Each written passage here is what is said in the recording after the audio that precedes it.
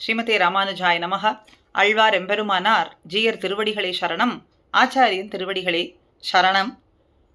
எம்பெருமான் தான் உகந்த ஊரெல்லாம் தனதாள் பாடின்னு எம்பெருமான் எழுந்தருளி இருக்கக்கூடிய திவ்ய தேசங்கள், அற்புதமான தேசங்கள்.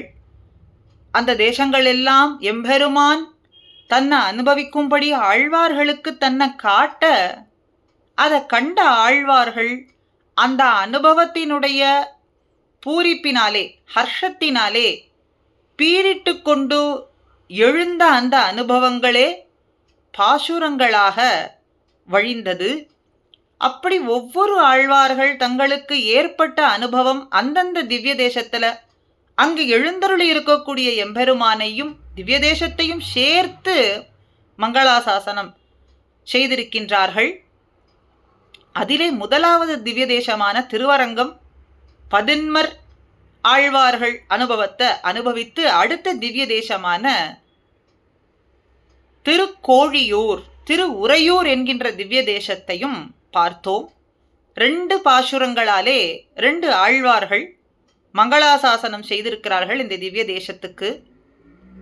அற்புதமாக அழகிய மணவாளனாக எம்பெருமான் எழுந்தருளி இருக்க கமலவல்லி நாச்சியாரோடு திருமங்கையாழ்வார் திருநாகையிலே எழுந்தருளி இருக்கும் எம்பெருமான குறித்து மங்களாசாசனம் செய்ய அங்கு பொழுந்த பொழுது எம்பெருமான் எழுந்தருளி இருக்கக்கூடிய அழகு, அவனுடைய திருமேனியிலே திருமேனி அழகென்ன, ஒவ்வொரு அவயவத்திலிருந்து கண்ணைத்தான் எடுக்க முடியுமா? ராமனுடைய அழக கண்டவர்கள் தோள் கண்டார், தோளே கண்டார், தாள் கண்டார், தாளே கண்டார். தோள் கண்டவர்கள் தோள் அழக விட்டு கண்ணை எடுக்கவே முடியவில்லையாம். சரி, தாளை பார்க்கலாம், திருவடி அழக சேவிக்கலாம் அப்படின்னு திருவடியிலே கண் வைத்தவர்கள் திருவடியிலிருந்து கண்ணை எடுக்கவே முடியவில்லையாம். அப்படி கண்ணழக பார்த்தவர்கள் அப்படியே ஐக்கியமாகி போனார்கள், வெள்ளத்தில சிக்குண்டவர்கள் போலே கிடந்தார்கள் என்று கம்பனுடைய வாக்கு. அப்படி திருநாகையிலே எழுந்தருளி இருக்கக்கூடிய எம்பெருமானுடைய அழக பார்த்து அதிலேயே மயங்கி போய், இப்படியும் ஒரு அழகா, அச்சோ ஒருவர் அழகியவா, இப்படி ஒரு அழகா, இப்படி ஒரு அழகா, ஒரு அழகு உண்டா அப்படின்னு பொன்னிவர் மேனி மரகதத்தின்னு சொல்றது போல இவருடைய மேனியானது அப்படி தேஜோமயமாய் ஒளிவிடுகின்றது. மேனியினுடைய அழக சொல்றதா, எழுது சித்திரம் போல இருக்கக்கூடிய அழகுன்னு சொல்றது போலே, அப்படி சித்திரம் எழுதுபவர்கள் கூட சித்திரத்தை பார்த்தால் கண் இமைக்காமல் பார்ப்பார்களாம். சித்திரம் எழுதுவதற்கு கூட இங்கே முடியாமல் கண்ணிமைக்காமல் பார்க்க வேண்டும்படியான அழகு இங்கே எழுந்தருளி இருக்கும் எம்பெருமானுடைய அழகு. அப்படி அச்சோ ஒருவர் அழகியவா அழகியவான்னு சொல்லும் பொழுது கோழியும் கூடலும் என்று இந்த 2 திவ்ய தேசத்தை சேர்த்து எடுக்கிறார் இந்த எம்பெருமான மங்களாசாசனம் செய்யும் பொழுது. இந்த திருக்கோழியூரிலேயும் திருக்கூடலூரிலேயும் எழுந்தருளி இருக்கும் எம்பெருமான் போலே ஒப்பர்.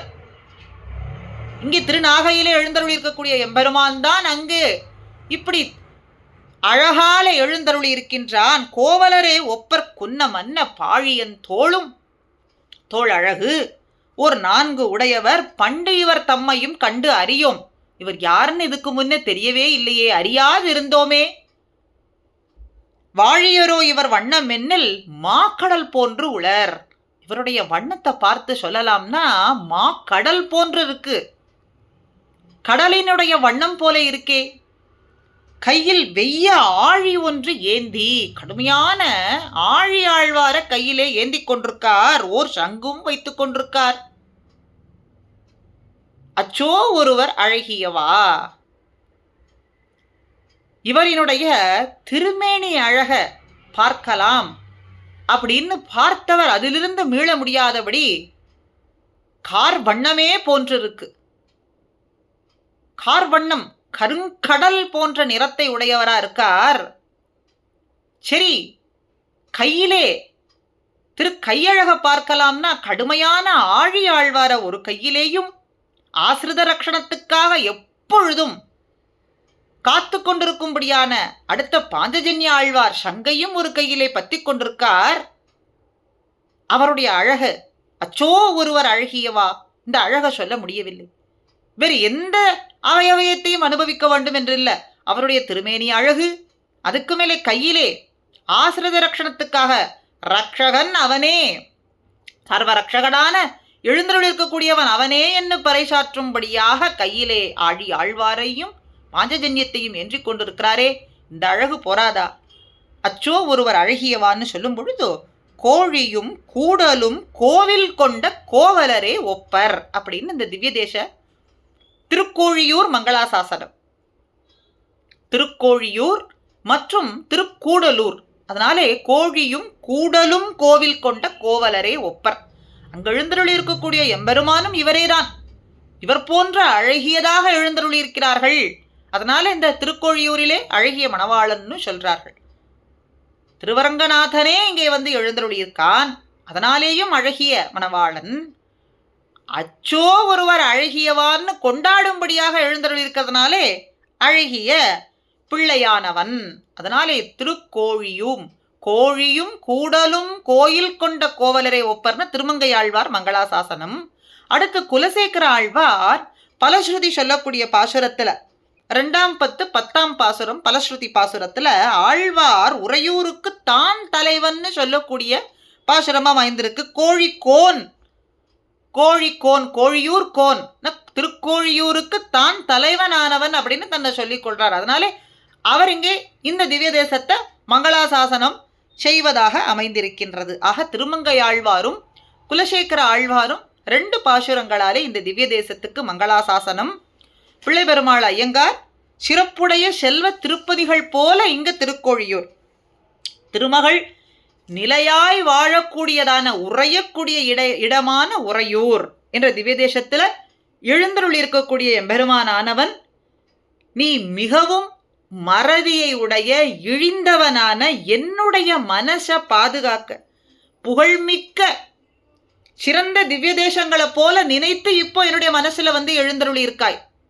நீச்சன் அடி நாயேன், மறதியை உடையவன், உனக்கும் எனக்கும் இருக்கக்கூடிய சம்பந்தத்தை பலகாலம் மறந்திருக்கக்கூடியவன். ஆனா நீயோ மற்ற திவ்ய தேசங்களினுடைய ஒசத்திய போல என்ன நினைத்து கொண்டு என்னுடைய மனசுல நிலையாக வந்து எழுந்தருளி இருந்து தர்மங்கள் எல்லாம் பதியுமாறு செய்விக்கக்கூடிய திருவரங்க செல்வனே, இப்படி நீ வந்து என்னுடைய மனசுல எழுந்தருளி இருப்பதற்கு காரணம் என்னங்கிறது நீயே சொல்வாயாக அப்படின்னு சொல்றார். மரப்புடைய நாயேன் மனசுல் உரப்போந்து அறந்தையா நின்ற திரு அரங்கா திருவாள் உறந்தையா இங்குரைத்து ஓது.